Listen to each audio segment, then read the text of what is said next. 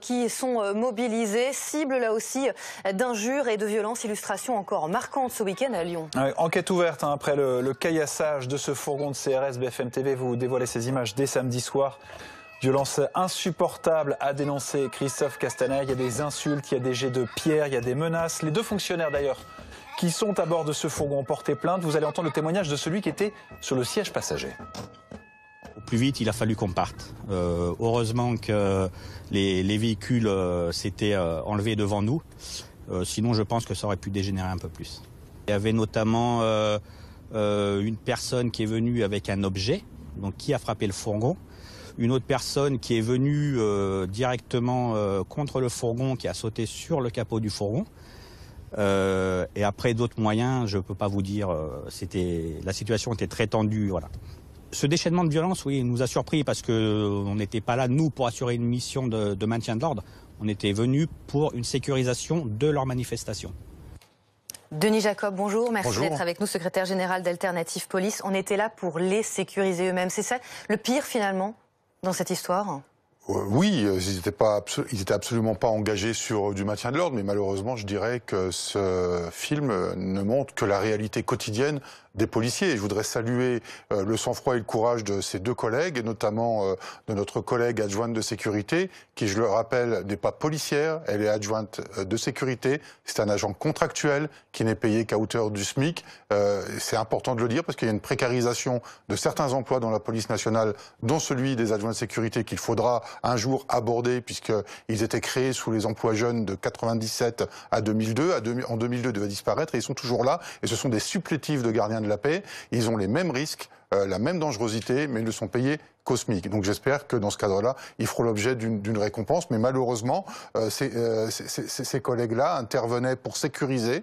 Ils sont affectés dans un service qui ne traite que l'autoroutier, donc le contrôle routier notamment. Ils n'étaient absolument pas là pour faire du maintien de l'ordre, mais en plus ils étaient là pour sécuriser justement le mouvement des Gilets jaunes. Et donc on voit ce qui s'est passé, un véritable lynchage. S'ils n'avaient pas été dans leur véhicule de police, je n'ose imaginer ce qui aurait pu arriver s'ils avaient été en contact physique direct, car leur seul outil de protection, c'est quand même leur arme de service. Vous venez de dire, c'est le quotidien, c'est vrai, c'est comme ça tout le temps? Bien sûr, mais ça arrive régulièrement, notamment dans les quartiers difficiles. Et juste, on n'a pas les images, quoi. Mais on n'a pas les images. Là, on a une partie d'une scène qui est certainement beaucoup plus longue. Et mes collègues filmaient parce qu'ils avaient certainement déjà subi des jets de pierre et que le fait de filmer ce qui se passait, c'était pour produire des éléments de preuve pour identifier justement ceux qui les canardaient au moyen de pavés et non pour je ne sais quel plaisir de diffuser sur les réseaux sociaux.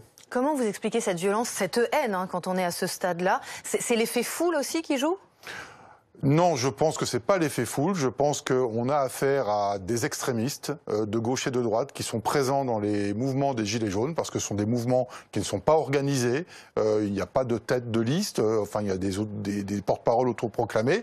Mais donc, il y a toute une agrégation d'individus en tout genre qui viennent uniquement pour s'en prendre à l'autorité de l'État. Et l'autorité de l'État en la matière sur le terrain, qui c'est les policiers. Donc oui, c'est pour déstabiliser notre démocratie. On voit un mouvement anarchiste et le moyen de déstabiliser l'État, c'est de s'en prendre aux forces de sécurité. On voit sur ces images, comme d'ailleurs sur celle de l'agression dans la Finkielkraut, que à la fin, la cavalerie arrive, il y a d'autres policiers qui arrivent. Pourquoi dans ces cas-là, vous embarquez pas tout le monde ?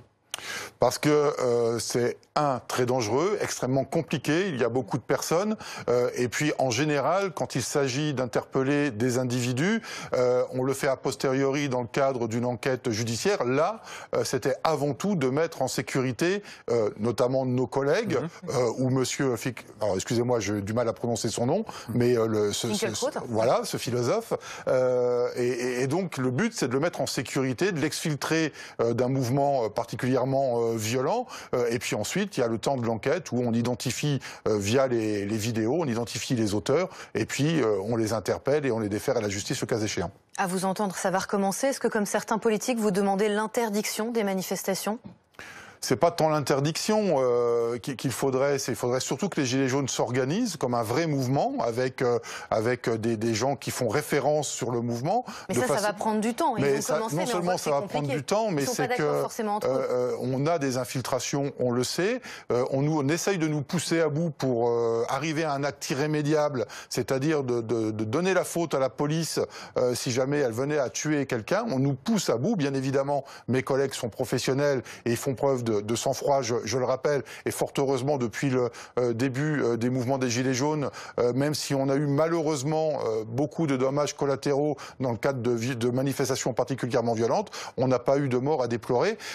Voilà, mais l'interdiction pour interdire, je ne sais pas si c'est la bonne solution. Alors moi, j'ai pas de recette miracle, mais je pense qu'il faut qu'il y ait une réponse rapide, et cette réponse, elle ne peut pas être policière, elle ne peut être que politique. Merci beaucoup, Denis Jacob.